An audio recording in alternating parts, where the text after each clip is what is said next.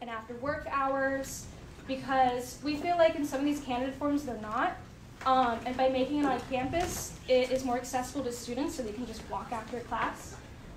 Thank you so much for being able to wait after a class was finished. I know it can be a little hectic, especially as we are student organizers. So thank you so much, and thank you all for coming. So a little bit about Davis College Democrats. We're the only official arm of the Democratic Party on campus. And so we like to advocate for issues such as affordable housing, climate change, and also labor issues. Those are our big points for this year. And we just really engaged in this district forum. We really want to see someone who will be able to engage with students in the county in a way that is very equitable to everyone. And so, yeah. So why don't we start off with one of our biggest focuses, which is housing. And so how we're going to start off with this is, sorry. Okay. So then what we're going to start off with this is we're going to do housing, transportation, cannabis, public safety, climate change and the environment, and then after that we will have audience-made questions. So we'll be like collecting them as we are doing those kinds of questions. So start thinking about that. But we want to first off begin by starting with introduction statements. You'll each get 2 minutes, and yeah, Adria's time. Perfect. So our lovely student here will give you some time warnings. Will you instruct how that's going to be done? So each of you are going to have 2 minutes to respond. At 1 minute, I'm going to hold up the sign that says 1 minute left, and I'll keep it up until it gets to 15 seconds. Then, as you can surmise, you'll have 15 seconds left. When I hold up the stop sign, you'll also hear the ring of my cell phone. I'll let you finish your sentence, but you should wrap it up. Great. Do you have any questions? No? What's upstairs? Oh. We will be, You try to correct the question. Yeah, the questions. The ones that you have, yeah. And it's 2 minutes on the whole question or on each So portion? each candidate will have 2 minutes for each question. On these multiple part questions, is it 2 minutes on each part or 2 minutes It's on 2 minutes for the entire. of the entire? Yeah. some of them we might give longer for the longer ones. Okay. So we want to start off with introductions. Just tell us about your experience, your background, your personal connection to the Yolo County, especially in the district area. And we're going to start off with, do we have the randomization? We're trying to make this as fair as possible, so we use permutations. What we saw before. Yeah. All right, we're going to start with Jim, and we're going to go this way. So Jim, David, and Linda. Well, thank you for having this forum and for attending tonight, missing the New Hampshire primary coverage, but I'm very happy to be here. I was the recipient of the first Indigo Award because of my work with the College Democrats, and I've been close and a supporter of the College Democrats for years. I started my career as an attorney after graduating from UCD Law School. I worked in legal aid office as a civil rights attorney. I represented victims of housing discrimination and employment discrimination.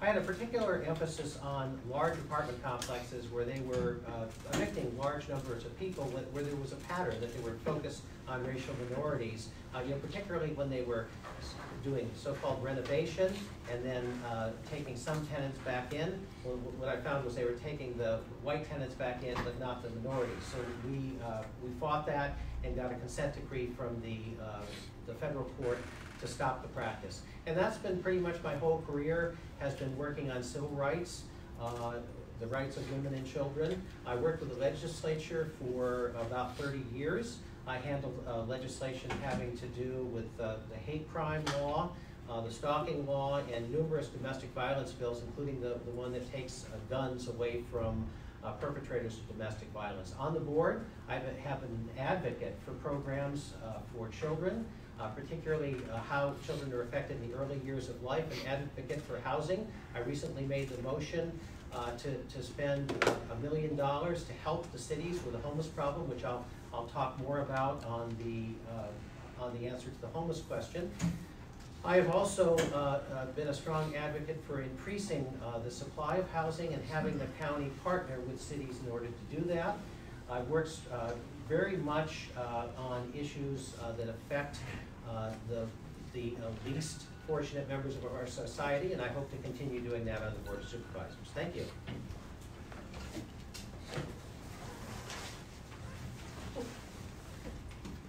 Right. My name is David Abramson. I'm from Davis, and I just want to start with a land acknowledgement because I've been learning that's important lately. So we're here on occupied Patwin land that was taken with forceful colonization, and there's such a rich, long history here of ecological stewardship, of diversity, of living in tune with the natural world, and it's been taken over by this system that's a product of colonialism. And I just want to start by acknowledging that. And I think we're at a crossroads now where we're starting to wake up from history class. And I think it's time that we decolonize and to explore what that means together. So I'm running for Yolo County Supervisor because I believe that we need to start this process of healing.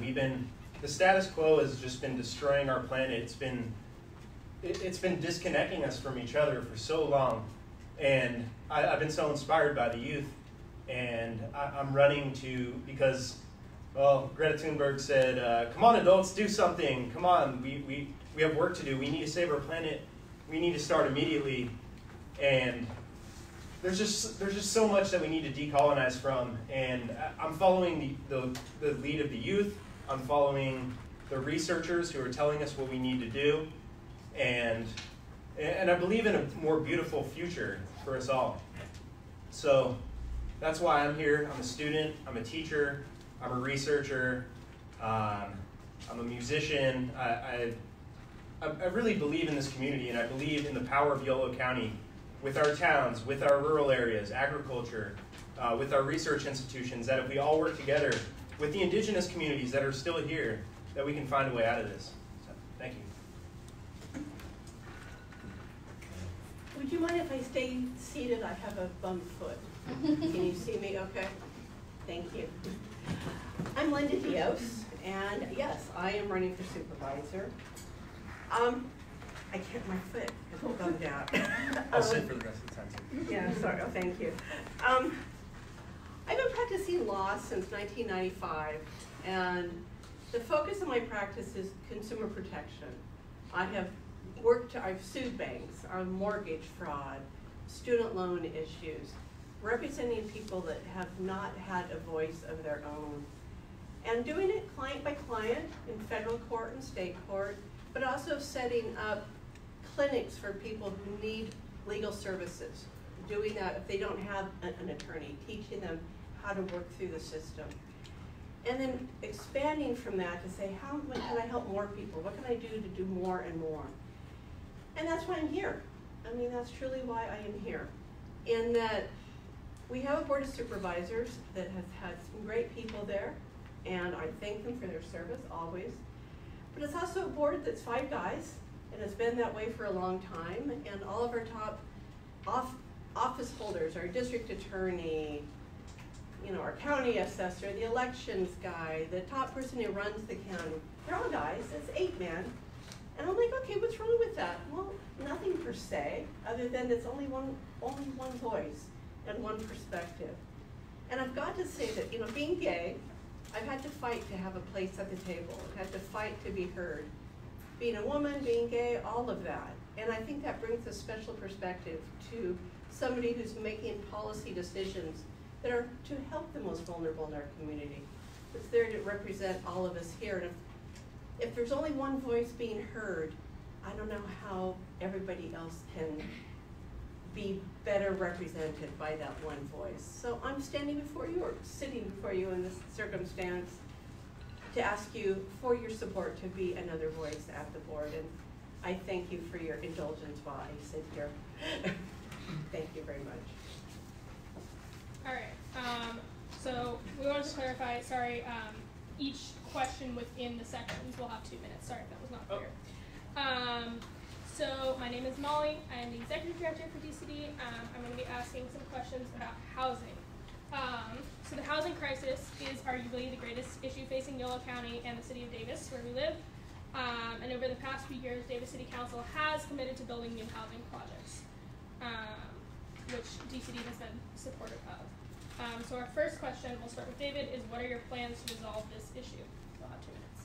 Yeah, so I think everyone in this room knows that we need more housing and probably needed it maybe 10, 20 years ago. I was looking at a supervisor forum on campus from 2008, and they were saying we need more housing, and yet our vacancy rate is still about under 1%. So we all know what the problem is here. And I'm a renter, and I pay about 50% of my income in rent every month just to live in the town that I grew up in. And I have so many friends that had to leave Davis. They love it here, but they couldn't afford to live here, and there weren't enough opportunities. So I know what we need here, and we need affordable housing. And lately, the development has been focused on luxury housing. You look at all these new housing projects, not all of them, there are some affordable ones. Developers are paying into in-lieu fees instead of building the requisite affordable housing units. So I believe that the county and the cities need to be working towards affordable housing partnerships, and that's something the county can do. We need to focus on affordable housing, not luxury developments. We need to close the in-lieu loopholes, and we need to work with developers who want to honor their commitments to build affordable housing. And we don't have to be working with the luxury developers that want to build top market rate rent. It hasn't proven that it brings rent down. It hasn't alleviated the housing supply. So let's work with some affordable housing developers. Let's work with cooperative housing developers. And then also bringing in climate stuff as well. You look at all the low-income housing, it has solar panels on the roofs and solar hot water heaters. You look at some of the luxury developments, yeah, like West Village is like pretty energy efficient, but affordable, carbon neutral housing. All right. Linda will be next. And this is part one of it, right? Yes. Okay, all right. Well, I think housing is a right, and should not be seen as a privilege. And I think we need to be looking at, as we were talking about affordable housing, of course, but what does that mean, affordable housing? Is it building big? Is it building small? Is it densifying where we're at? We're going to have to look at building smaller. We're going to have to look at multi-unit, because the future's not necessarily going to be everybody is in a ranch-style home or single-family home, however one wants to define that. My wife, her first home here was a split-lot duplex, and because she could afford to come and live in something like that, and that was in the mid-'80s. And that makes sense, and we just stopped building those. And a lot of it had to do with the lack of incentives, in that it costs the same to build a luxury home, fee-wise, that would be just build smaller. And so how do we incentivize somebody when we know a builder can make more money on the larger versus a small? But what can the county do about that? I mean, the general plan has always been to have the cities take care of the housing. Well, I'd like to explore more what we can do in some of our unincorporated towns. Places like Esparto, Gwenda, that are out in the county more, where there are people living there, and maybe we can do more as far as controlling the housing in those places. Esparto, the board had approved a subdivision out there. I think we need to revisit that. What kind of homes were approved 15 years ago? Is that right for now? And making sure we have transportation to those places. I don't want people, building out in Dunnigan Hills and having to come somewhere else. Go where the jobs are at. But we have the casino up in Cape Valley and people in Madison doing this long drive, or from even further. So I want to work with UC. I want to work with our cities. We need to partner on that, most definitely. And we've got the expertise here, and I agree totally that they have to be carbon neutral in our building. I the buzz. I need to stand, because my back Because your hurts. back hurts. You go. I think it's really important that we focus on housing for students, as well as all the other groups that need housing in Davis. Now, one of the things that I have worked on is a memorandum of understanding with the university. The city, the county, and the university got together. We formed what's called a 2x2x2, but we all negotiated a memorandum of understanding that the university would build housing for 100% of the new enrollment at UC Davis. And that's significant because when there's new enrollment at UC Davis, it puts pressure on the Davis housing market. And the city of Davis builds, but then there's more and more pressure. And the university has not kept pace with other universities. They should be doing at least half or more of the student housing on campus. So this agreement was a result of a board resolution that I brought and that the city brought, and maybe 24 hours of being stuck in a room with the university to negotiate it. But beyond that, I'm advocating for more housing at the university in terms of height. 10, 12-story buildings are being built at UCSB, at UC Irvine, and other campuses, but not here. We need to do more on campus. We also need to do more in the city. Now, decisions about housing in the city are city decisions, but what the county can do to help is when there's proposals to build on the periphery, sometimes that's county land and it's annexed into the city. And what we've done recently is said we're going to fast track the county's involvement so that any county issues are resolved quickly so that the housing can go forward if the housing is appropriate. And some of those things that we have to deal with, for example, are mitigation for loss of ag land, which we always do, but then also making sure that the city lives up to its low-income housing requirements, not putting money into a fund, but one of the things we can insist upon is that they actually provide affordable housing either there or someplace close by. Those are the few of the things we're doing. We need to do more, and I plan to make that a priority. All right. Our next question is about some previous and ongoing housing projects. Did you support past and ongoing housing projects in Davis, including Nishi 2.0, Cannery, Sterling Apartments, and Lincoln 40 Apartments?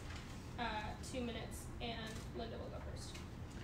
Well, this is going to be an easy one to answer, in that yes, I did support them all. Sterling, I had some concerns about just because of its location, and there was already a building there that I thought could have been used differently than was, but once it came through, I believe we needed more student housing, and that is clearly what that was all about. The cannery, did I support it? I mean, the vote happened, the city council was part of doing that. I wish some other things could have been done there. I was kind of disappointed with the luxury homes that went in there and the marketing to the Bay Area for the residents of that community. Not quite sure how that helped our city per se. And they keep shrinking the amount of affordable housing that's going to be going there. Lincoln 40 Apartments, I think, is a fascinating concept, but one, I'm curious how it'll work out here, in that having, a common space in the middle with bedrooms going off. I'm curious, how that's going to work. And once we get through all the lawsuits to actually get the thing built, that will be good. And same with Nishi. We're now at Nishi 2.0 versus 1.0. And we got to get through those lawsuits to make sure that can happen. And until they do, then we're going to see the effect it has on the community. But yes, I did support those projects. Jim will be next. The county doesn't take positions on specific projects other than that we support what the city of Davis is doing in housing. And I would have preferred to see something a little different than Sterling, but we're supportive of the city's efforts to build more housing. Again, what the county can do, though, is partner with the city on those developments that will occur, outside the current city limits, but within the sphere of influence. And we can have a great influence on that. And we can also encourage special funding for specialized housing for disabled persons, for the mentally ill, and we have established housing in those areas. I'm currently working to save the Pine Tree Gardens, which are 2 homes in East Davis that persons with mental illness can live in and receive assistance, and those are threatened with going down because there's not enough reimbursement from the state anymore in the disability payments they receive to support those homes. So I'm working to increase funding at the state level. I'm working with other counties and with advocates for the cities and the counties in Sacramento to try to increase reimbursement so we can get that money to keep those facilities open and hopefully open new facilities. And also working locally to put county funds. We've actually dedicated county funds to keep those open, and again are bringing in county and grant funds for mental health and other specialty housing. In terms of housing in the outlying areas, we need to be careful, because one of the reasons the county's directed growth to the cities is if you're out in the sticks somewhere in a rural area and you're driving an hour or two to work, that's contributing to global warming, and that's an environmental problem. So we have approved some in Esparto, and that can be good for some of the employees at the casino. But I think we need to be very careful that the actual housing is near jobs and people aren't driving to in another direction. Thank you. So I think when we get in this topic of like, did you support this project or that project or that project or that project, I think there's deeper questions that we need to be asking, which is what kind of development do we want? So you look at this list like Nishi 2.0, luxury development, Cannery, luxury sprawl development, Sterling Apartments, luxury development, Lincoln 40, gentrification project on Olive Drive. It's like, yes, we should be approving housing projects, but let's talk about what kind of housing we want, instead of like, it's like a simple yes. It's not a simple yes or no to me, but I think what we need is we need infill development, we need affordable development, and okay, so here's the other thing. 50% of Davis is renters. How many renters are on the city council? 0. How many renters are on the county board of supervisors? 0. A person from the League of Women Voters told me the other day that only 15% of renters are registered in Yolo County. So I think what we need to do, like if every student, every renter were registered in Yolo County, everyone who lives here, then we could have 2-3 seats on the city council, on the board of supervisors. Then we get the kind of development we want, right? And these luxury developers, they're giving money. I mean, you can look up who gets money from the developers, but we're not taking any developer money. We want to focus on affordable housing. We want to poll students and ask them what kind of development y'all want. What kind of development do renters want? And we're having a renter roundtable on Saturday where renters can share their stories and discuss, and there's some flyers in the back. And we need renter representation here, and then we can get the kind of development that we want here. Last housing question. Measure R gives Davis residents the right to vote on peripheral housing projects. The measure will sunset this year unless it's renewed by the voters. First, yes or no, do you support its renewal? And what, if any, changes would you like to see to Measure R? And Jim will go first. Me? I do support the renewal of Measure R. It gives people the right to vote, and I would never challenge anything that gives people the right to vote. I think what's changed in Davis is that people are willing to vote for good projects. They approved Nishi, they approved the housing in West Davis, and if it's a good project, it'll be approved. I know that some have said, let's not have a Measure R, that'll solve our housing problems. But the residents can put a referendum on the ballot very easily, and there's going to be a vote on these anyway, whether it's a Measure R issue or not. If people are strongly opposed and it hasn't been marketed to the people in town, it's going to go on the ballot and there's going to be a vote. So it doesn't make sense to me to eliminate Measure R. It makes sense to me to focus on good projects, and I think David has mentioned some that should focus on what housing people really need, housing that isn't luxury housing, housing that is focused on students, that's focused on people that need affordable housing.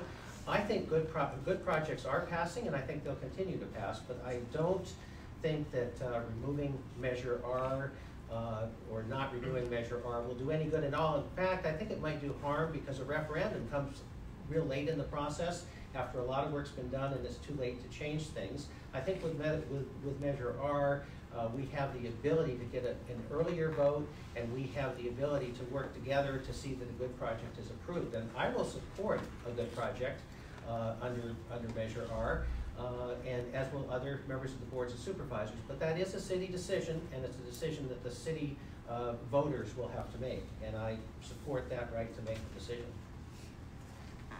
David?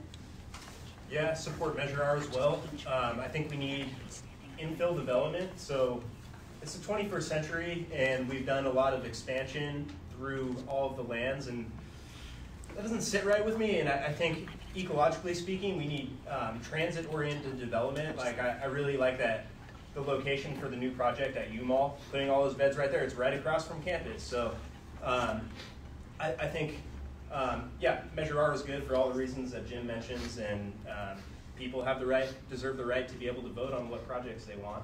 And we're protecting agricultural land from being gobbled up in a non-democratic way. And it kind of, I think it'll spur a lot more infill development because it's easier to get done with Measure R happening. And I don't have too much to say about it, but yeah, basically a lot of things Jim said, and let's keep it democratic. Linda? I do support it. RJ, everyone wants to look at it. I have some concerns about it because it seems that democracy is important. I believe that we should have votes on issues, but we also believe in representational democracy, where we elect people who will take the time to read about the issues, delve deeply into it, because you don't have that time. You are instead just reading a flyer, or you're reading a blurb in some place, instead of being able to do a deep dive into the policy behind it. But this measure is so ingrained into Davis now, I think, wouldn't it be right to take that away? But I want to make sure we educate voters as to some of the consequences around having a vote, a Measure R vote, and that we've kept this town very privileged, we've kept it very white, and that's a consequence by not building more, by not having more housing and only having rich people homes. I mean, that has happened because of this building a wall around us. And I think we need to recognize that when we are looking at projects coming forward and really weighing that with farmland, open space, housing, and where are we gonna draw that line? And I think it's important to keep that in mind when we are discussing any of these projects coming forward. So that's what I have to say.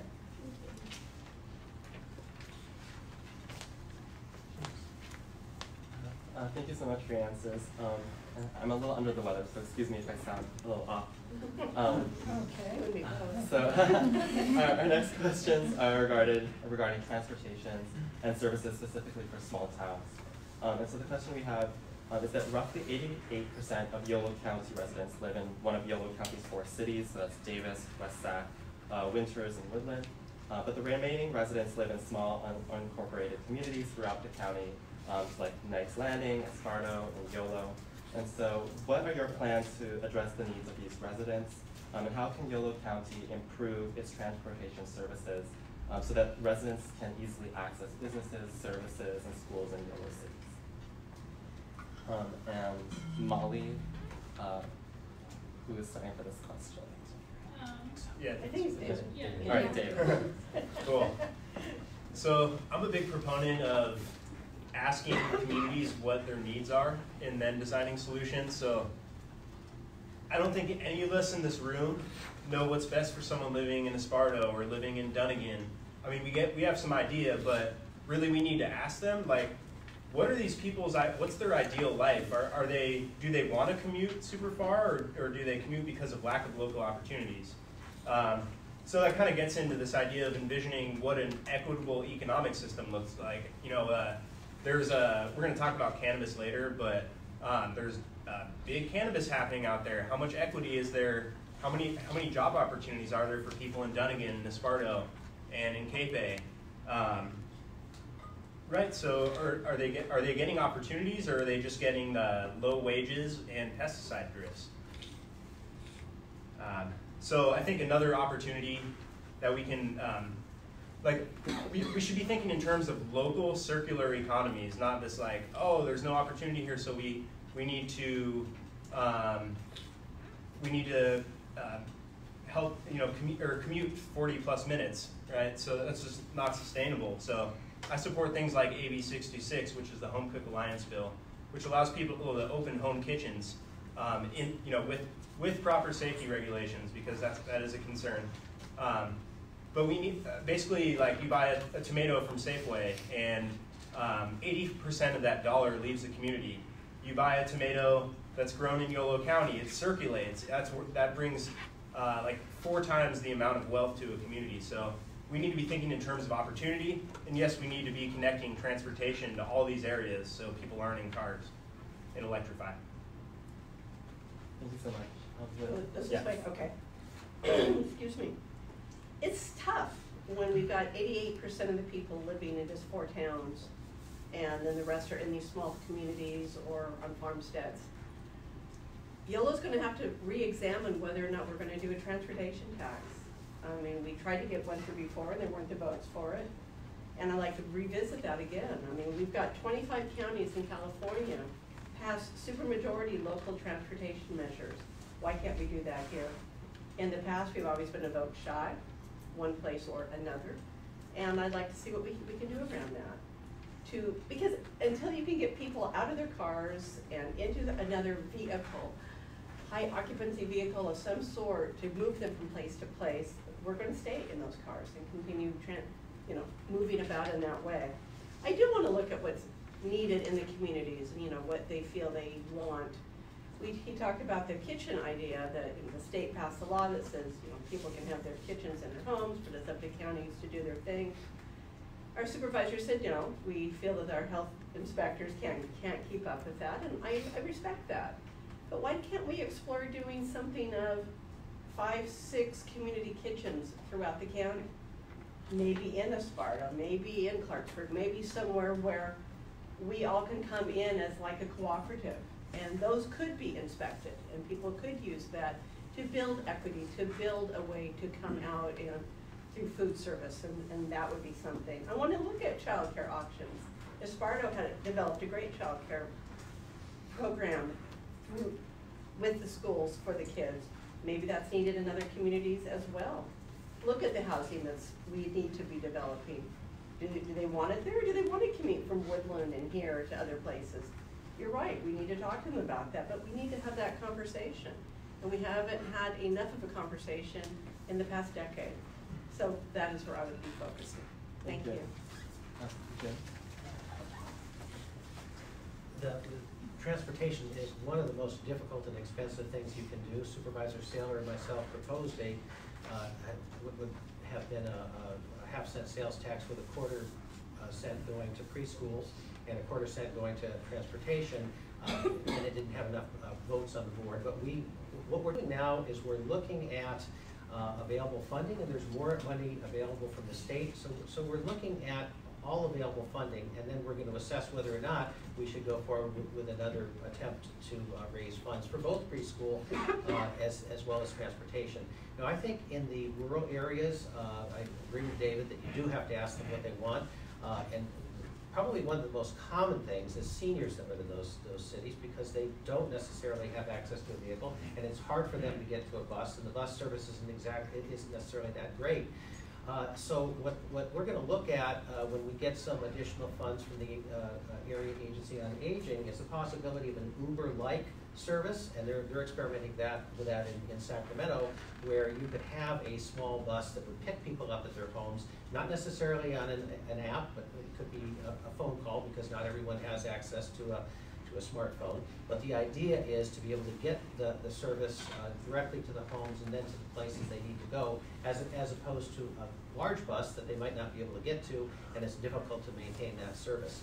We need to be advocates for more state funding, and we need to chase every dollar we possibly can, and we're doing that. But it is one of the most difficult areas.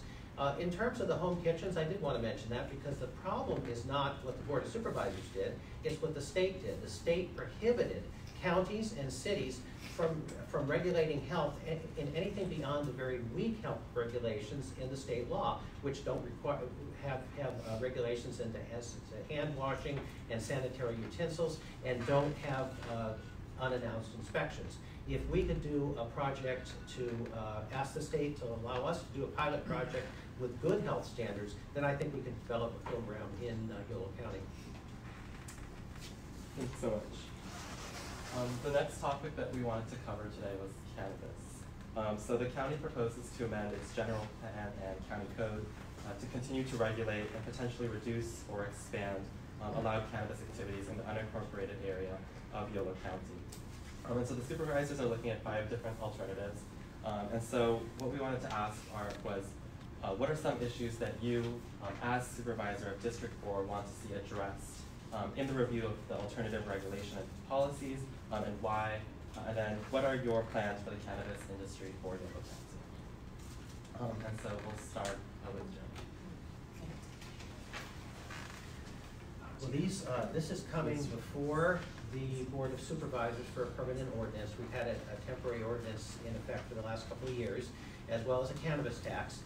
The cannabis tax produces right now over $800,000, and it's likely to go up in the future per year. And that money has gone to a number of uses, but particularly important for me are things like early childhood intervention and prevention, child care. I think the money should, for the most part, be spent on children. Now, in terms of plans for the cannabis industry, we have brought the industry in. There's a limited number of permits. It's not that limited. There's over 70 that were initially limited issued, and that number has gone down to probably the high 40s, with people going out of business or not staying in business. But the ones that are there are generally doing pretty well. The next step is to look at other vertical integration of the operations, for example, to allow processing and manufacture, so that one particular grower could also put the cannabis in the form that it could be sold by the local stores that sell cannabis or in the surrounding area. That would increase our tax revenue and also help them to create a viable industry. Issues that we have to address, though, are things like crime, because these are targets for crime, given that it's a cash business and there's a lot of cash, and people sometimes go to steal the cannabis. So we have to make sure they're located in areas where they can be protected and where the public can be protected. We also have to look at distance from homes. There's a problem during the growing season where there's a very strong odor from the cannabis, which can affect residential neighborhoods. So we have to look at where we locate them to limit the impacts on neighborhoods and help individuals, basically balance the rights of everyone on cannabis. Thank you so much. I think Linda was supposed to go first. I did mess the. Yeah, we'll do it. Oh, don't worry about it. We'll reverse it. So I think you're going to see a lot of key differences between us when it comes to cannabis. Jim's talking about vertical integration, and I think what we need with cannabis is equity. So right now there's 70 permits, and you look at who these permits are given to. A lot of these people, one of the people, he owns 36 companies, and you look at all these people, they're all from Sacramento, and this money is leaving our communities forever. So this isn't what Yolo County needs. We need cooperative business models that have local hire and are hiring people right in the communities there. It's over $17,000 just to apply for a permit, $20,000 to $40,000 per year to renew permits and licensing. So what kind of equitable system is that? It's inaccessible. Alameda County, they set permits aside for people that had been incarcerated by the drug war. And whereas in Yolo County, there's a current law preventing anyone from getting a cannabis permit who was previously convicted of drug trafficking. So we've basically done the opposite. So I promote, I support opportunities for participation, for prioritizing local hire, for cooperative business models. And I have to say that both Jim and Linda have accepted thousands of dollars from these top tier cannabis industry companies, and I don't think that, you know, the fact that they're allowed to lobby, I'm not saying that you're going to be influenced, but this is a universal thing where these people, they give a ton of money, and then, you know, it's not like malicious, but we need to look at money in politics and see what that's doing.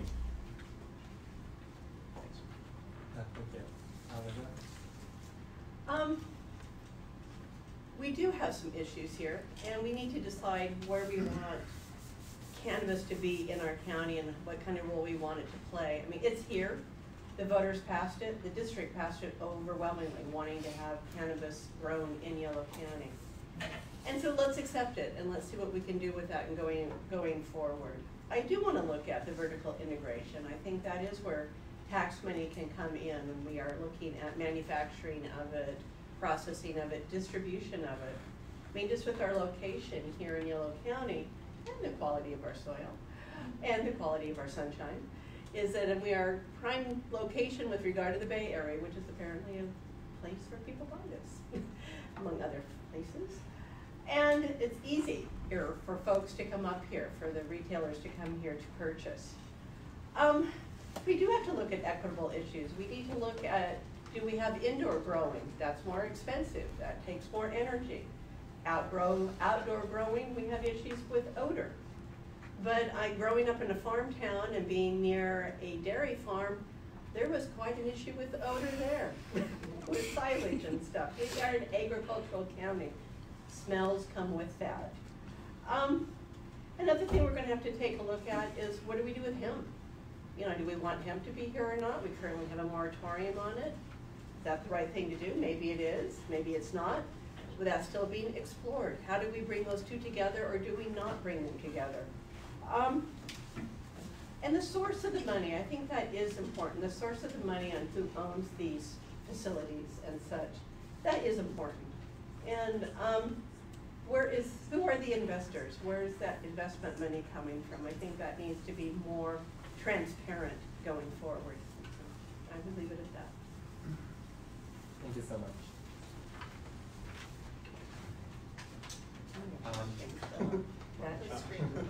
Okay. Hi, my name is Matthew. I'm the Director of Membership, and my questions that I'm going to be asking are about public safety. So first one, how can you best serve the local law enforcement across Yolo County? What improvements do you hope to make to improve public safety in Yolo County? And since we kind of messed up the order last time, we're going to let I know we talked about it. This is fine. Well, we might remember a couple years back, we had a race here for district attorney. And it was Dean Johansson was a public defender, and he was running against our current district attorney, Mr. Reisig. And coming at it from very different perspectives as far as how to address law enforcement issues. I'm not going to revisit that race. You can look that up and see, but I'm now currently supported by Dean Johansson, who is in the public defender's office. I've been endorsed by Yellow People Power, who are big advocates with regard to criminal justice reform. Equality California, Courage Campaign. I mean, organizations like this are coming behind me on these issues. I do a lot of bankruptcy work. I see people on the margins. They come to me, often on student loan debt. They come to me with regard to medical bills, and they come to me with fines and such, where one of the members of the family couldn't work because they were incarcerated. And they were incarcerated not because they'd been convicted of a crime, but because they couldn't make bail. And so they were stuck there for that reason. And we have, you can get released on your own recognizance, but that's a very small percentage of the folks being let out. And that's kind of the minimum required by the state.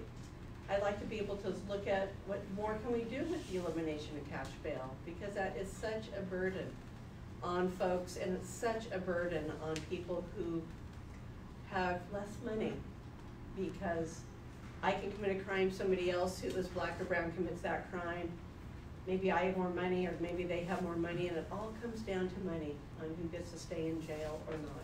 And that's not how the system is supposed to work. So that would be something I would be looking at. I will leave it at that for now. Jim?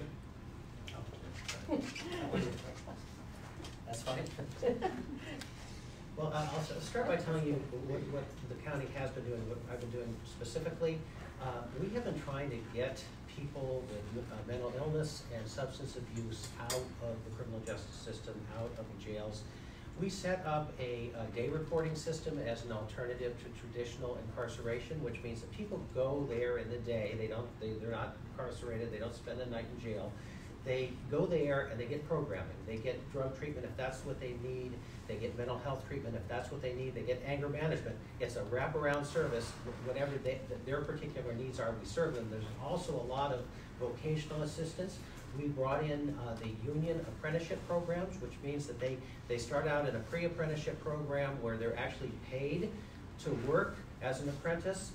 They start out at $30 an hour. They get into a regular apprenticeship program at $60 an hour, and they can be working in a trade after they finish what would be their sentence at the day reporting center. So that is the type of positive thing that I want to do. We've also set up a crisis center for the mentally ill. It used to be if somebody was mentally ill and acting out, the only place to take them was a jail or a locked facility, a locked mental health facility. That's crazy. We set up a crisis center where they can go, drop them off, and they can receive actual mental health treatment instead of sitting in an emergency room or sitting in a jail. We need to do more of that. I want to work with the sheriff on a program that gets fathers together with their kids. They're in jail, but they have families. And one of the best ways to convince somebody to change their behavior is to give them a nice option. So I visited the Pittsburgh jail, the Allegheny County jail, and when you walk in, the first thing you see is something that looks like a preschool with kids and dads sitting on the floor playing together. And they don't start out there. They start out with extensive counseling for the dad, extensive counseling for the mom and the child. But when they're done, they give people a reason to change their behavior. We're doing a lot of that. We've got to do much more. And David. Cool.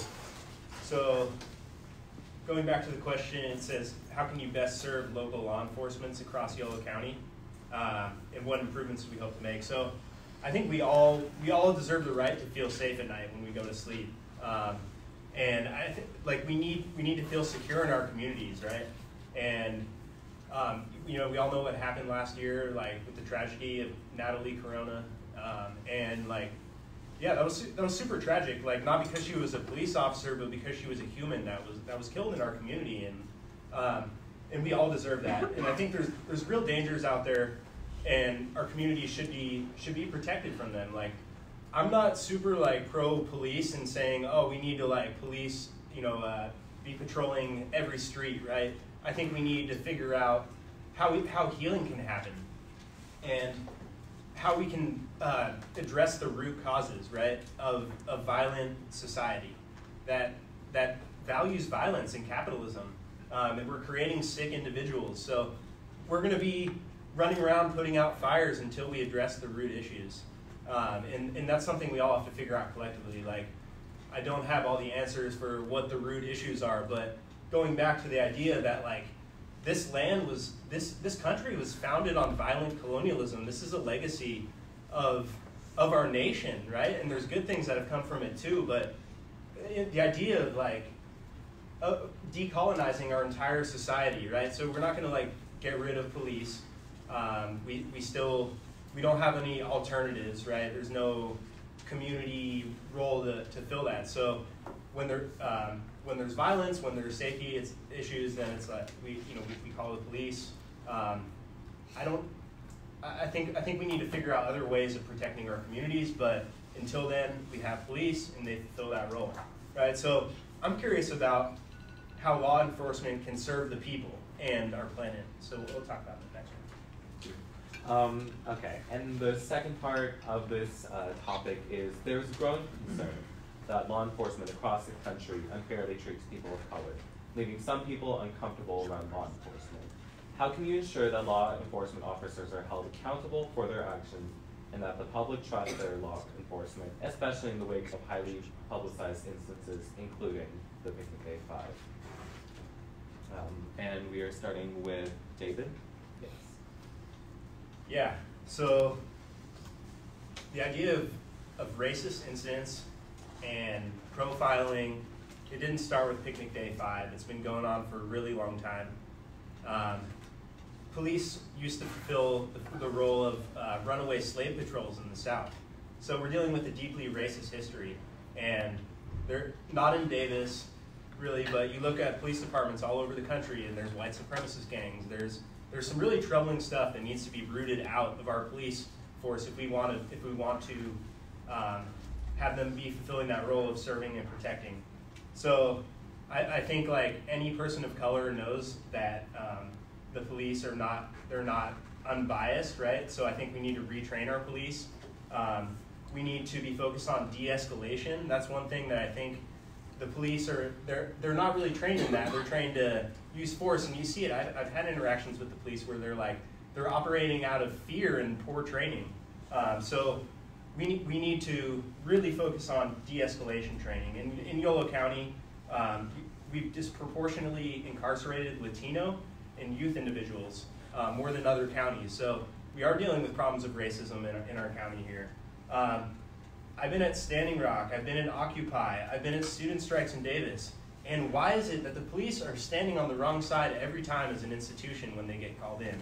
This isn't like the patrol dealing with safety, but that's something we really need to look at.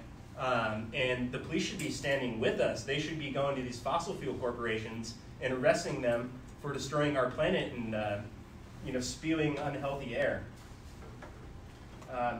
And furthermore, we're criminalizing poverty, homelessness, and until we have a solution that invests in our communities and we heal the root traumas, colonization, that cultural violence, then we're gonna continue to see these problems.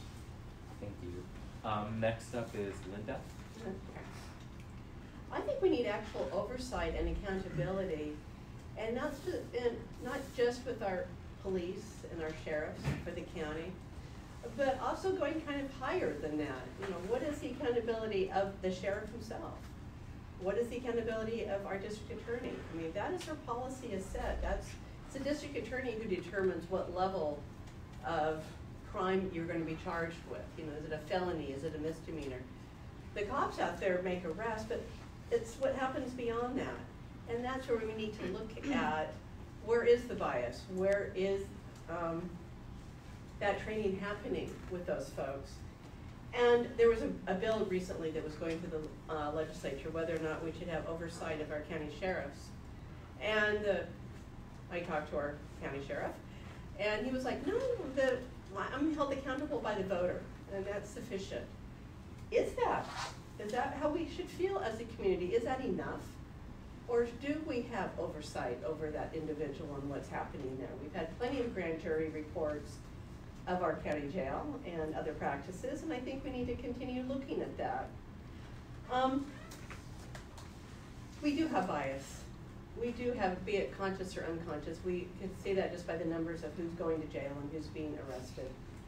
And that's wrong. And we can do training and increase our training, and that's important. But to me, it goes to the top, and we need to look at the accountability from the Board of Supervisors over the sheriff, over the DA. What's the budget? How are we budgeting towards the sheriff's office versus the DA's office versus public defender's office? And where are we putting our money? Because budget is our values, and that's is the tell. And what has it been for the past 10 years, the past 12 years? What are we going to be doing going forward with that? Thank you. Thank you. And now for Jess. And we have in the county, we have been looking at de-escalation. And our jurisdiction really is the jail, the juvenile hall, and the sheriff. We don't have jurisdiction over the cities and the police, but we can work together in partnerships. And de-escalation actually works. We instituted it in the juvenile hall and found there were many less violent incidents between the people that were there, and also attacks on the officers that were there by using these techniques. A lot of working with the police is training. Implicit bias training is something else that all police and sheriff's deputies should have. You can be biased and not know it. In fact, everyone is biased and doesn't know it. Everyone has biases. And one of the issues is if you're treating somebody differently, because of their race, sometimes you're not even aware of it. And what implicit bias training does is it makes you aware of it, and they develop certain exercises to help control it. I think there does need to be oversight of law enforcement. If something's being investigated, the person investigating shouldn't be investigating themselves. We need to make a lot more progress in that area. I will say that the Davis Police has been good about learning from mistakes. The picnic day incident resulted in a lot of changes to their policy, and they've been working with community members on those changes. And I think we're lucky to live in a community where there is some flexibility on the part of the police and the sheriff. Just because the sheriff's elected doesn't mean there shouldn't be oversight, and there is. And we're working on a lot of things that go against the grain of the way things are in other places. For example, the whole concept of community corrections, neighborhood courts. Instead of being prosecuted and going to jail for a misdemeanor, the victim and the person arrested get together in the neighborhood court and they figure out a just solution that doesn't involve punishment, and it works a lot better and has much less recidivism or repeat crime. We're doing that, and I would like to see that expanded as well. Thank you all for your responses. All right, now we're going to move on to our final questions for the prepared questions. So now we're going to talk a little bit about climate change and the environment, arguably the most dire issue facing the entire world, and it starts on a local level. So California has historically been the victim of wildfires. Now that we are beginning to see the real impact of climate change come to life, this issue has only gotten worse. UC Davis students during the fall of 2018 remember terrible air quality that forced them to miss over a week of school. What can Yolo County do to better prepare for future wildfires, including the need to protect ourselves from hazardous air quality and potentially the need to evacuate? And we are going to start with, back to David, yeah. And then we'll go the usual route. And that way, it's better. David, Linda, and then Jim, and then okay. So when the campfire was happening, I was in Palestine, and I was out there just seeing what the other side of that wall looked like, and people were like, "Oh, you're from California? There's fires there that are going on." Everyone knew about it, so this was like worldwide news that people were seeing. And like meanwhile, it was like all my friends and family back home, y'all know about it. I don't need to go over like what it was like to be there. But so I came back and actually moved up to Butte County to start working on this campfire restoration project, where they were first securing the site with straw wattles, making sure that there wasn't runoff from toxic debris from the buildings, right? So I think the campfire was a real wake-up call for us, because we didn't really have a local mobilization plan here. Some people didn't have masks, or there was still school, or there were sporting events. So I think we need better monitoring, we need better response, and suspend school activities, work, football, like health matters more than any of that. And I think we need to have, part of the mobilization plan is we need to have indoor spaces with air filters, we need a stockpile of quality masks, we need coordination with other surrounding cities and counties, so if one of them's affected, we can all coordinate together and have good evacuation plans. And finally, regarding wildfires, we need to get to the root of the issue again, and this is where decolonization comes in. The indigenous people of this land, now known as California, burned up to 70% on a regular basis, low-intensity fires. So we need to reinstate the indigenous people that have this knowledge, allow them to practice their traditions, and that's part of our local Green New Deal platform, which we'll get to in the later questions. Thanks. We need to be working closely with our state agencies to prevent the fires that have happened caused through negligence and neglect by the big entity of PG&E was, the cause of a lot of what's gone down in our area, and what we suffered through by the air. We were blessed to not have the fires burn through our community, so they came close to winters. Making sure that our firefighters have the resources that they need. And doing more, we were talking about fire prevention and brush removal that would be going up into the foothills area. and making sure we have the way to get in and out of those areas. And that we have many roads that just dead end into the foothills, and there's only one way in and out. Is it right to have development at the end of those roads? I don't know. I don't think so. You know, putting event centers, places where, you know, they're doing fireworks and other things and causing fires, maybe not yet, but could. Is it right to be building in that area? I support Valley Clean Energy, what we're doing in that regard, bringing our energy resources locally here, doing more with microgrids, doing more to get off of the teat of PG&E. Perhaps we can look at, again, exploring buying those resources back from PG&E so we have the control here. But most importantly, we have to hold these providers accountable, and be it, whether it's going to be PG&E is going to continue being our provider, whether it's going to be Valley Clean Energy as our provider, keeping them accountable, keeping them and saying, you know, what are you doing to prevent the wildfires? What are you doing about the power lines? What are you doing to not have this happen again going forward? It's a problem. It's a huge problem. I was in Australia recently, and the place is on fire, and we saw what's going on there. We saw that, you saw it here, and accountability is what I come down to. Well, the best way to avoid the effects of the fire is not to have one, and there's a lot that can be done to prevent. Some of the recent fires were caused by PG&E not maintaining its equipment and not trimming the brush by the equipment. Things that they were actually paid to do by rate increases that we all pay. So I think we need to join other cities and counties in going after PG&E. But what we are doing locally is we voted as a member of Valley Clean Energy. That's a company that provides alternate electric, and if you're a city resident or a resident of the unincorporated county, unless you opt out, you get your electric from that company. We have a higher rate of sustainable energy and better practices in PG&E. And what we voted to do was to attempt to obtain PG&E's infrastructure through the bankruptcy. We don't know if we're gonna be successful or not, but we're gonna try. And if that doesn't work, we're gonna try to obtain energy independence with our own company. We will take steps in that direction, because PG&E has constantly failed. Another thing they did recently is they set up a place for people with medical equipment when the electricity went off because they turned it off.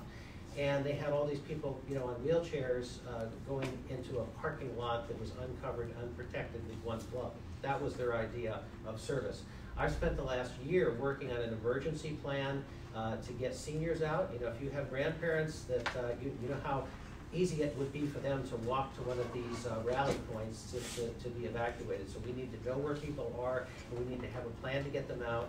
And we need to make sure that the care facilities actually have a plan that they've practiced, because in the fires up north, they abandoned some people because they didn't have a plan. They had a bus to get people out. No one knew where the keys were, and no one had practiced evacuation. We're not going to let that happen here. We're working on that night and day. And we also need to do something about global warming, because that's what's caused, in the big picture, the increase in fires.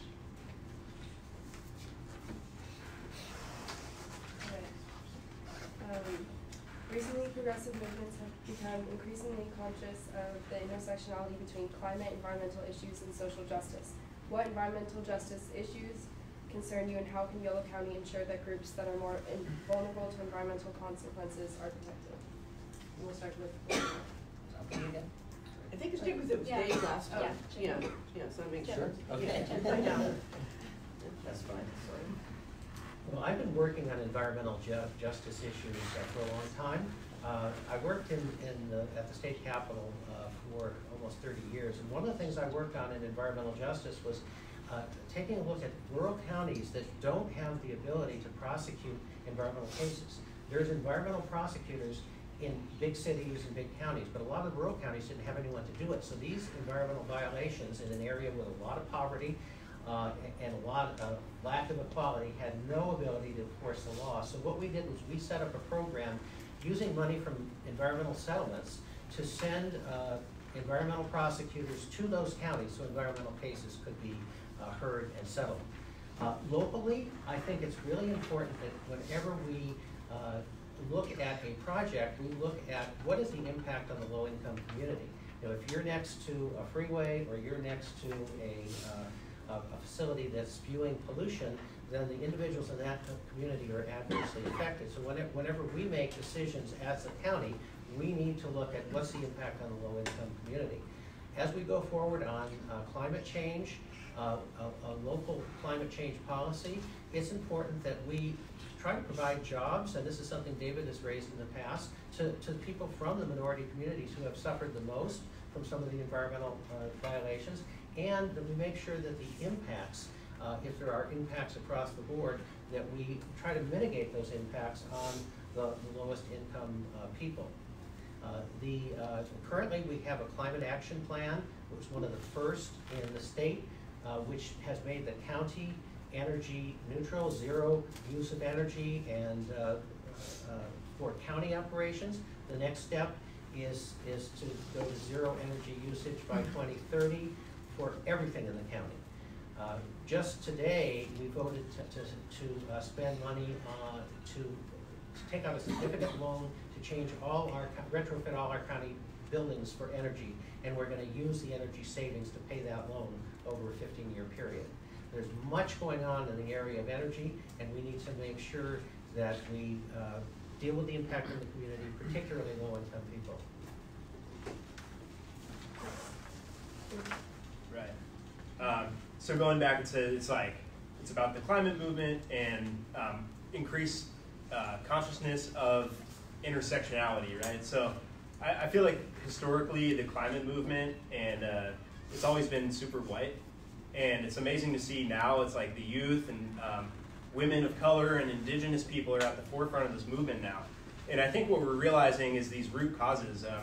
Like we talk about carbon, like carbon's the problem. No, it's not. It's extractive capitalism, or capitalism for short for some people.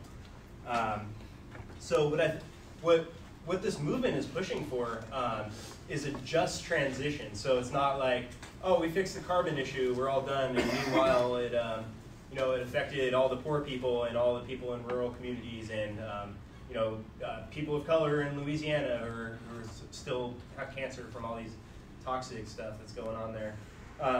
So as we design solutions, as we design local solutions, we shouldn't be designing solutions for these communities. They should be at the forefront of organizing this effort. So that's part of our local Green New Deal effort. There's some brochures in the back that you can check out. But basically, it's a community-wide collaboration, and it's not climate austerity. It's bringing these people into the process that have been neglected for so long and haven't had a voice in government. Yeah, I guess that's good for now. Yeah. Thanks.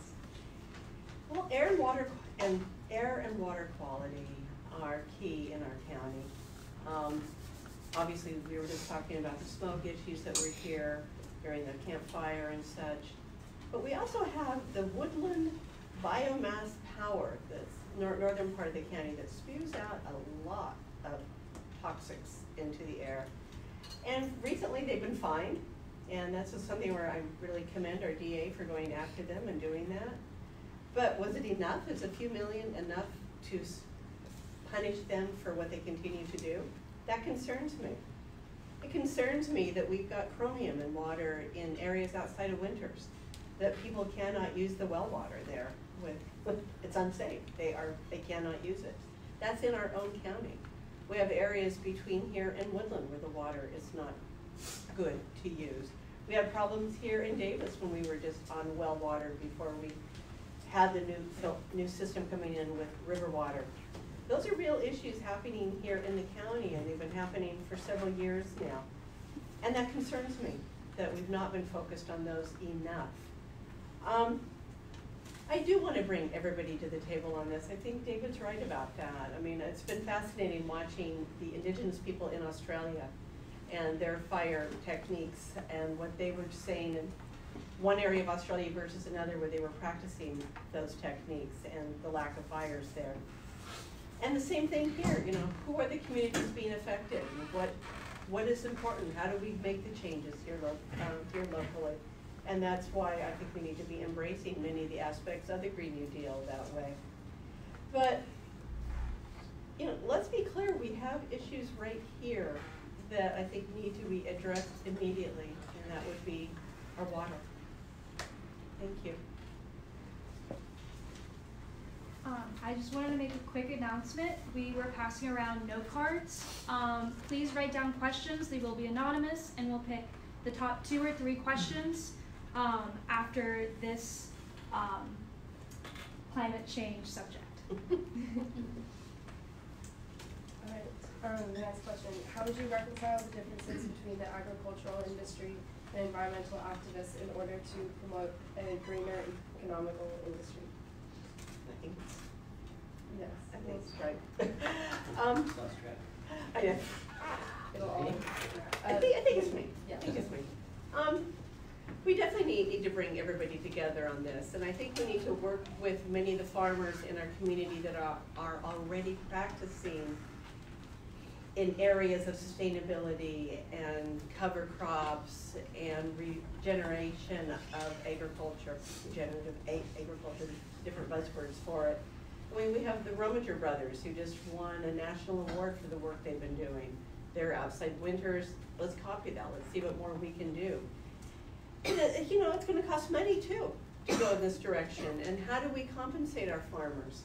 We're saying, hey, sign on board to this new thing, and I know it's going to cost you more to do it, but how can we help? How do we bring in federal money to do that? How do we bring in, are there state funds to do that? And there are. How can the county facilitate more of that happening? I'd be curious, not just curious, I want to develop more. We've got, I believe I'm sitting on the campus of UC Davis right now. You know, the top agricultural school in the country and the world, in my view. 1, 2. This is where the research is happening and what we're going to do worldwide. What we do in Yolo County is fabulous, and I would love to be a leader in what we can do here. Creating a real innovation hub where we have the jobs, we're doing the research, partnering with UC. But it's going to come down to training. It's going to be taking those practices to the rest of the world. Because what we can fix here, we're going to have to take to a much wider audience to really make a difference in climate change here in the world. And we can do it here at UC Davis. This is where it can begin and continue to grow from. And I want to continue that, having the research jobs here, training the farmers of other countries, other regions of our own country to bring the needed change throughout the world.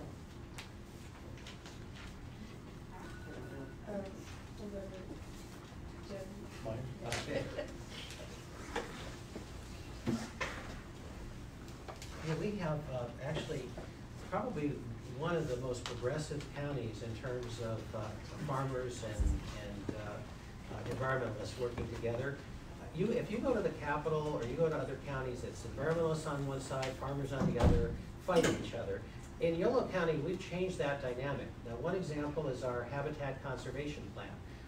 That's a plan that sets aside permanently land to protect endangered species. Now that would be like fighting words in a lot of areas, but what we did in Yolo County is we located those conservation efforts on working farms, and as a result, we're able to permanently protect the farmland. At the same time, we permanently protect the habitat. And we recently enacted the habitat conservation plans, and it's one of the first that didn't have opposition from farmers. In fact, the Farm Bureau helped us in the final efforts on that plan. That's kind of the way we roll in Yolo County. There is a benefit to everybody when you work to preserve farmland. And with climate change, there is going to be food shortages worldwide. Even if we do everything we're supposed to do worldwide, even if we cut the greenhouse gases, because what we've done so far has done so much damage that there's going to be worldwide food shortages towards the middle of this century. Yolo County and California are really the food basket for the rest of the world. We need to protect our agricultural land. We have one of the strongest ag land protection ordinances in the country, and we need to have the farmers and environmentalists working together. The one project that I'm particularly intrigued with is a project on the Delta Islands. If you ever go out of the river and you go into the Delta, there's these islands out there. Well, they're sinking, and when they sink, it releases tremendous amounts of carbon. If we could reverse that process, we would save the equivalent of 500,000, equivalent of taking 500,000 cars off the road. And that's what we're working on right now with habitat and farming for those islands. Yeah. So I don't think there's necessarily, I don't think agriculture and environmentalists need to be at odds, because there's such a thing as regenerative farming. And it builds topsoil, it sequesters carbon, it recharges groundwater. So we're working on this right now. I'm part of a working group. It's not connected with my campaign, but we're writing legislation for a climate emergency declaration mobilization for Yolo County, which is to develop a plan basically to but to set an end date for transitioning off of fossil fuels. And we've had farmers on this working group as well, and they gave us some harsh feedback at the beginning, and they were like, well, you know, you're being a little bit, you're prodding us a little bit and calling us bad, but we figured it out. So basically, what we need to do is we need to work with farmers. We need to support them. We shouldn't, you know, we need to have protection of water and protection of soil, protection of all life. And I think we might come up in you know, we might be at odds sometimes, but really what we need to be doing is supporting farmers for ecosystem services that they're providing, for the groundwater recharge, and financially supporting them as they transition. And after 3 years, regenerative farming practice can be more profitable than the heavy input chemical farming that is very much harming our water supply right now. So I think farmers, like I visited this guy, Robert Ramming. He's got at this organic farm right outside of town called Pacific Star Gardens. So we're wrapped up in this huge global food system that's just so wasteful, and we could be growing all the food for this area in a very small section of Yolo County. So I think we need to be rethinking this capitalist global food system and get back local and do that everywhere. And that's resilience. Thank you. All right, now for our final question on here. What other plans for Yolo County do you have to combat climate change and other environmental issues? Speak again? Yes. Okay, cool. Now I get to talk about the local Green New Deal. I was like, I wish that was the first question, because this is the foundation of our campaign. This is basically, it's a mobilization to address not just the carbon issues, but the underlying issues that are leading to ecological crisis. We have taken nature, we've taken all these things that are in cycles, that are part of the natural world, and we've laid our colonial image upon them. California, this area now known as California, used to be the Garden of Eden. We need to get back to drinkable rivers. We need to envision this kind of world that we want to create. There's no going back, right? Farming will be here, but we need to, basically we need to mobilize right now, and we need to all work together across every sector of society. The county, the cities, people who live in the communities, farmers, research institutions. And if you look at one of those flyers in the back, you'll see a framework for how we want to approach this issue. But the point is, the political system has been 30 years behind the leading researchers. And now the youth, y'all are here saying, get your shit together, like, let's do something, right? And I see my friends back here in Sunrise Movement, and they've just been such an inspiration to me. And it's like, we need to hear that voice and, you know, keep speaking out and keep telling us up here what we you know, keep pushing us farther along. You know, we came out with this Green New Deal platform, and it said carbon neutral by 2040. Pretty good, right? Sunrise Movement says, no, 2030. Like, we can do it. Anything that humans have set our minds to, we've been able to do it.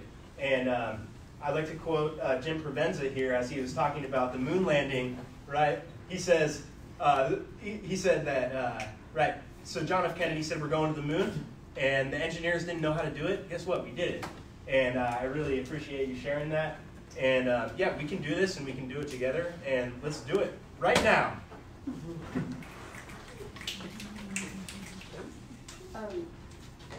Yeah, Jim. Well, the cost of not doing it is catastrophic. The United Nations report talks about it, even if we do what was in the Paris Accord, there's catastrophic consequences. And we're actually going the wrong direction, and of course the United States is going the wrong direction. I am convinced that the change has to start locally. We can't rely on the federal government, and sure, we need to have a change at the top, and it would be great to change leadership at the top. I hope that happens. But I think every local government, every county, every city has a responsibility to say, we're gonna do it in our town. And so whatever the goal we agree on, and we'll figure that out, whether it's energy neutral by 2030, carbon neutral by 2030 or 2040. We'll set those goals, and they'll be ambitious goals, and we won't know exactly how to get there when we begin. And that's the John F. Kennedy quote. The engineers did not know how they were going to reach the moon, but they figured it out. But how do we get there? We don't get there by just passing a climate resolution. We get there by getting together with other local governments, with the University of California, with private enterprise, and with citizens committees. I would like to see a citizens committee and a scientific advisory board, like we did with the Habitat Conservation Program, all working together towards that goal, and then all figuring out how are we gonna make Yolo County carbon neutral.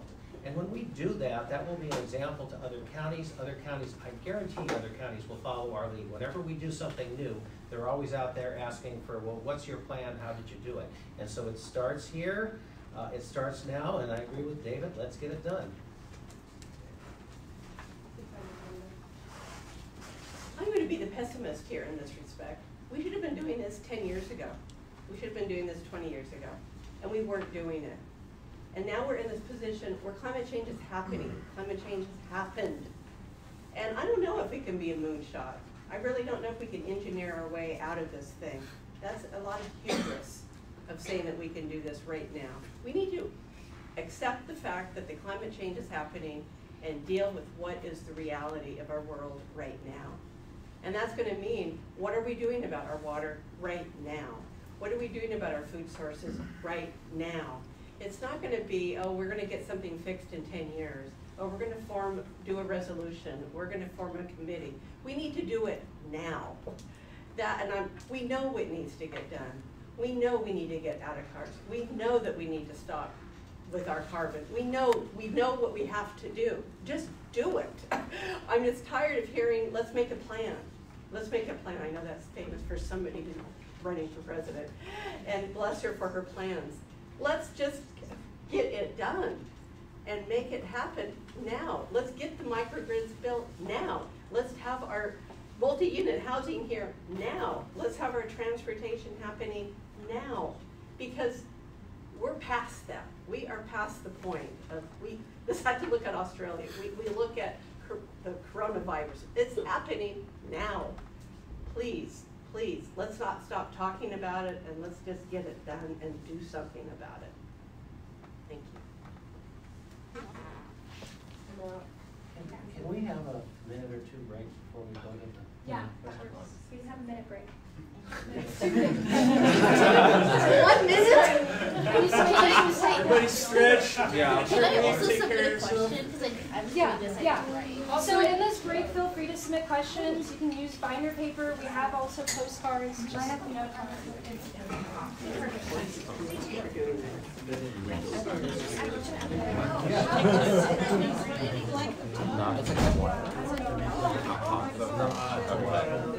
I was wondering if I thought it was more like it's only 60% so it's been going down. So Should I turn it off? Can you pause it? I don't know. One person watching this. It was like 4 or 5. Should I finish it and restart? I said, oh no, so there was, so the first question is, do you support the construction of the Aggie Research Campus? And the first question will go to Linda, and then it'll go down the order. What I'm learning about the Aggie Research Campus is that I need to learn more about the Aggie Research Campus. I've got concerns about its location being on the outside of the Mace Boulevard curve.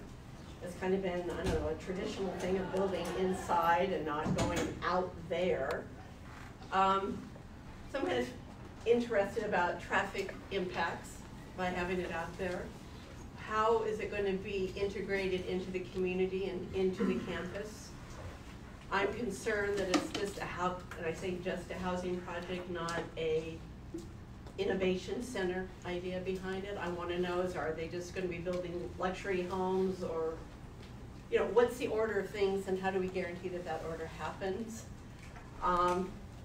I need to learn more. I mean, I'm concerned about the number of parking lots. I'm concerned that, the burrowing owls situation. Where is the mitigation land going to be for that? Looks like they're going into city land, asking to have that be part of it, to be part of their way to get around it. There isn't a buffer on the east side of it, so they're going to go farther that direction. Is that enough? I just don't know yet. I'm sorry, I just don't. And that's why I've said at this point, I'm not supporting it because I just don't know enough. And frankly, it needs to go to the voters. And until we have the vote here, measure our vote on it and learn more about it, then I can come down and say something more. David? Cool. Yeah, I think this ties back to my previous answer on what kind of development we want, where it's not a simple yes or no, but I think the environmental impacts of this project are still yet to be realized.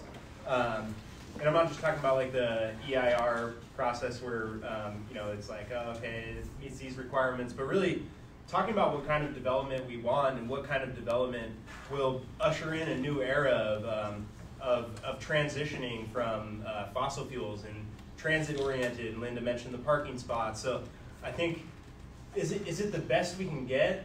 Definitely not. And also, they're not building any affordable units on site as far as I know. So it's like they're doing that mitigation thing, they're doing that in lieu thing. So it's going to be another high-priced development. It's going to be, it's not an infill development. I think there's some cool things about it, but I think we can do much better, and I think we need proper standards for what kind of development we want. I think a research village is like, it's a really cool idea, and I think we should be looking into it. But again, it's being brought by these luxury developers, the like multimillionaires. Let's think about equity. Let's be innovative. But there's a lot of questions still to be answered here. Well, this is something that's going to come before us later, so I can't take a position right now. But I will tell you, I met with the developers, and told them what I would need to consider this project. You have to, it's on prime agricultural land, so you have to mitigate for the loss of ag land. That means that you must permanently preserve ag land at least twice the amount that is taken out of production somewhere else. And it has to be real mitigation, not just something that looks good on paper, so that we don't have a net loss in our ag sector. I've said that we have to make sure that there isn't an impact on traffic, or if there is, that's fully mitigated, and mitigated in a way that's very real. I've also said that there needs to be affordable housing. So if, and we don't know, it's too vague right now to know what the project is going to be. So if there's a certain amount of housing that goes in, we need to have housing for very low income people, either on site or built at the same time somewhere else, not donating to a fund, because when you put money into a fund, what happens is the price of housing goes up and you never build anything. It's sort of a false promise. The other thing though is that we do need more housing in Davis, and we do need economic development. The voters are only going to approve so many new tax increases, and at some point we need to have business and jobs to fuel the economy. So we have to look at this objectively, and I will be looking at it objectively and making sure I get answers to those questions. Thank you. Okay, our second question. What more will you do to support our teachers, low-income students, and Title I schools? And I will start with Jim and move back down. Repeat that again. Yes. What more will you do to support our teachers, low-income students, and Title I schools? I think I was a former member of the Davis School Board, and one of the things I emphasized was helping teachers and low-income students. Now, In terms of the university, I had a close connection with the College Democrats, and I've helped, given my 30-year history at the Capitol, I've helped a lot of university students get jobs at the Capitol.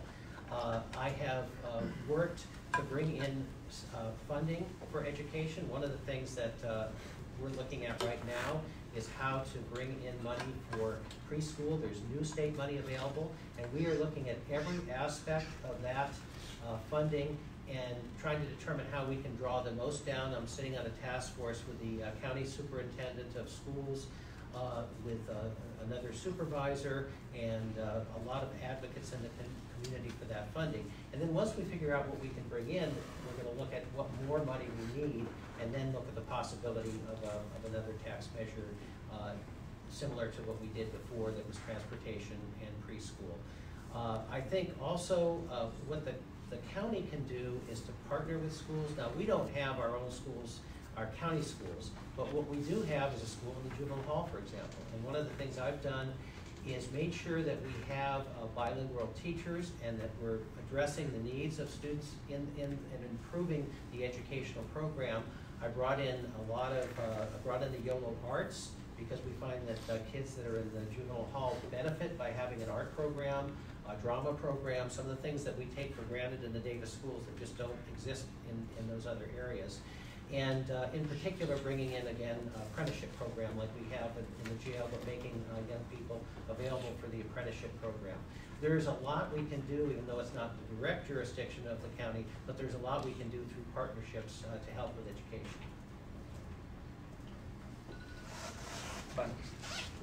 Okay, cool. I just read in the news that San Mateo County just built a huge affordable housing complex for teachers, and I just thought that was so awesome.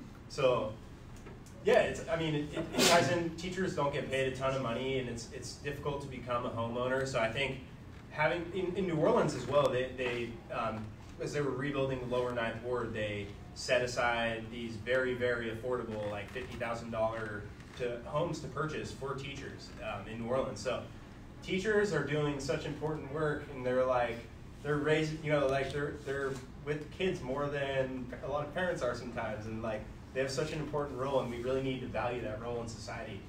And we need to. I think we need to rethink also what school looks like. I honestly, I feel like I was indoctrinated in school, especially I think I've had to unlearn so much just from my history class.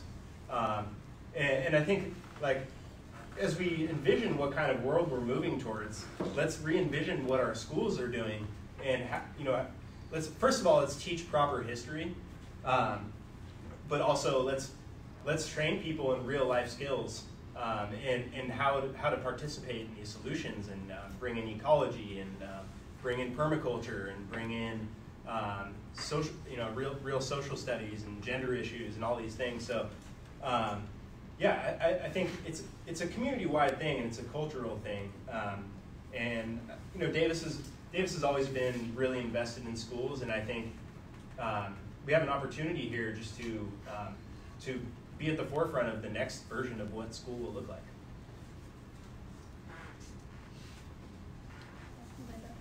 It's funny, like you say, support teachers, low-income students in Title I schools. I was raised by a single-parent school teacher. We were low income, and I went to a Title I school. It's like boom, boom, boom. Yeah. It's amazing how you just put that. What we can do for the folks now, going forward, what my mom could have used at the time was more money. Most definitely. When she retired, she was making $30,000 a year, and she was the top paid employee in the school district. And she had a master's degree with that. So yeah, I want to see more funding going to the schools. I want to see more money going to our teachers and to our educators. You mentioned housing, and we had this property that was owned by the school district, Grande, northern part of Davis, and it was sat there empty for year after year after year, and it's well, why the heck aren't we putting housing in there? Why aren't we putting housing in there for our teachers? And it kept getting There was going to be a deal, but the deal dropped. This back and forth. It took 20 years for the property to be sold to have that happen. So yeah, I would love to see more of the housing. Food insecurity is huge here on campus. You know, we work with the Yolo Food Bank. You know, we have other providers on, was it Tuesday night at the farmer's market area? No, Wednesday night, you know, people come together and you can get food there. Is that right? No. I'm concerned, I see the kids coming into me, excuse me, the students coming into me on student loan issues. What the heck is going on here when administration costs are going like this, tuition's going like that, but the administrative costs keep doing this? And until we can rein in those types of costs of university, you know, student loans, you have the money, you're just gonna have to take out more and more and more. And that concerns me greatly. I think we need to do something on the student loan issue and repayment of those student loans. Thank you. Thank you, and thank you to everyone who wrote on the cards. We even got some really beautiful decorations. So now we're gonna go to closing statements. You'll each get 2 minutes, just a way to mention any platforms that you didn't mention and you wanted to, or any policies. And so we're gonna start with David first, and then Jim, and then, or, I think. yeah, David, Jim, and then, yeah, okay. yeah. All right. Okay.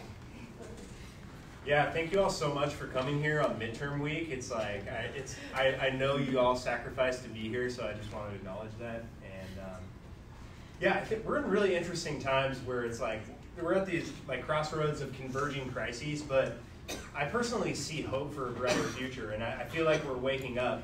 And I think we need to, like I said in the intro, like we need to decolonize our like this whole way of life. We also need to decolonize the political system. We need to bring indigenous peoples of the land up to equal footing after we suppressed them for so long. And I think it's like we need to stop acting like we have the solutions, us products of this sick and damaged culture, and like have some humility and like listen to the original caretakers of this land. Listen to cultures that were not overrun by white supremacist ideology. Finally, I think our campaign, like we can win. Like if everyone in this room that is down with what I'm talking about, if we go canvass the next 2 weekends and we register renters in this next week before the deadline, like come talk to me. Like let's win this thing right here, and let's do it, and let's open it up for people power and planet power, because it's been too long.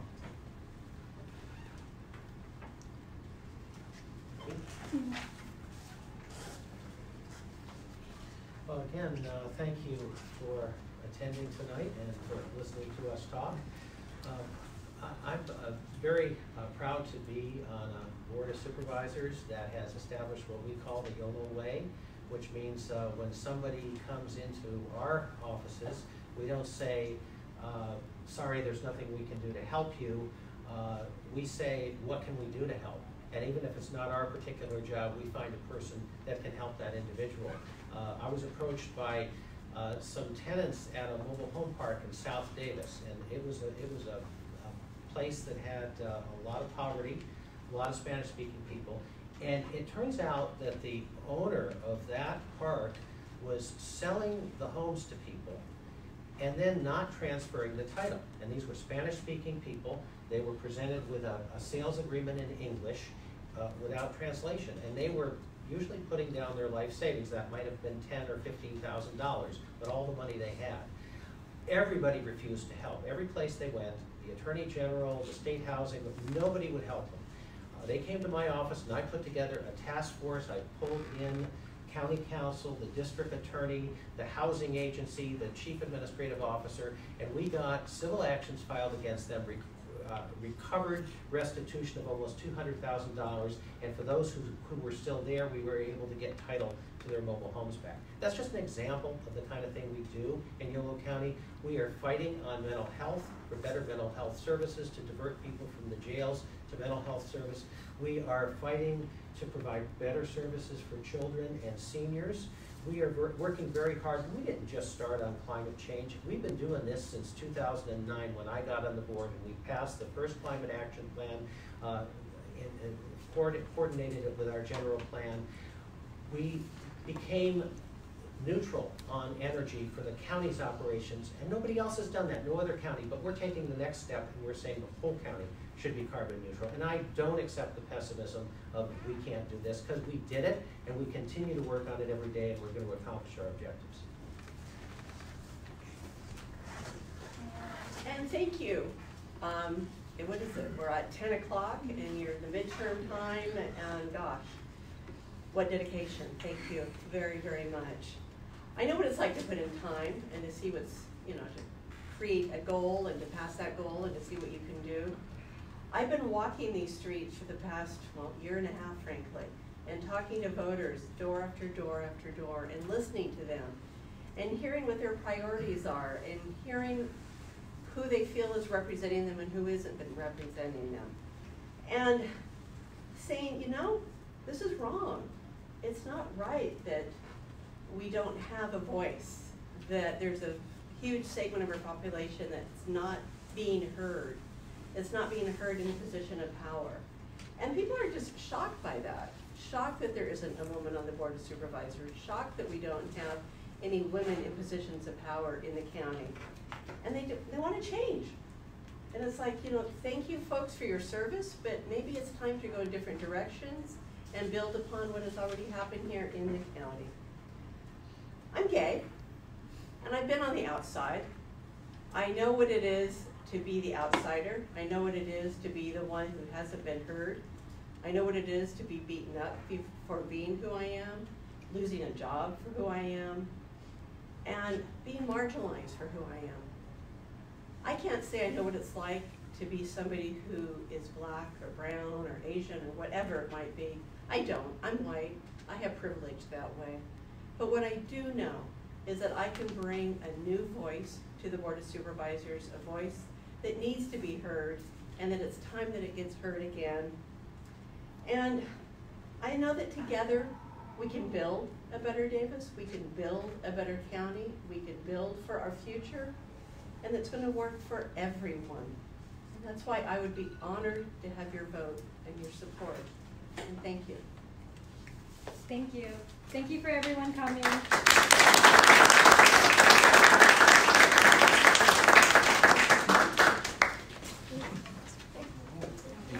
Just a reminder, I'm sure everyone is already registered to vote, but if you just change, if you need to change your address, do that.